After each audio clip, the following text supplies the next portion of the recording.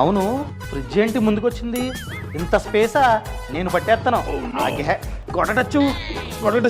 ఏయ్, ఫ్రిడ్జ్ ఏంటి గోడకు పెడుతున్నావు? కాస్త స్పేస్ ఇవ్వు. స్పేసా? ఎందుకు? న్యూస్ చూడలేదా? రీసెంట్ గా పంజాబ్ లో ఇలానే ఫ్రిడ్జ్ ని గోడకి పెట్టడం వలన కంప్రెసర్ పేలి ఏకంగా ఒకే కుటుంబానికి చెందిన 6 చనిపోయారు. అమ్మో, అవునా? పిచ్చా నీకు? ఫ్రిడ్జ్ ని గోడకు పెడితే ఫ్రిడ్జ్ ఎందుకు పేలుతుంది? పక్కుండు, వస్తున్నా రా. చూడు, ఫ్రిడ్జ్ బ్యాక్ సైడ్ అనగా ఇక్కడ కంప్రెసర్ ఉంటుందన్నమాట. మనం అస్తమాటు ఫ్రిడ్జ్ ని ఆన్ చేసి ఉంచడం వలన కంప్రెసర్ హీట్ అవుతూ ఉంటుంది. సో మనం ఖచ్చితంగా గోడకి ఫ్రిడ్జ్ కి 6 అంగుళాలు స్పేస్ ఇవ్వాలి. స్పేస్ ఇస్తే హీట్ అనేది బయటకు పాస్ అవుతూ ఉంటుంది. ఒకవేళ మనమే కనుక స్పేస్ ఇవ్వకుండా గోడకు పెట్టినట్లయితే హీటు అక్కడే ఉండి కంప్రెసర్ పేలడానికి ఛాన్స్ ఉంది. అర్థమైందా?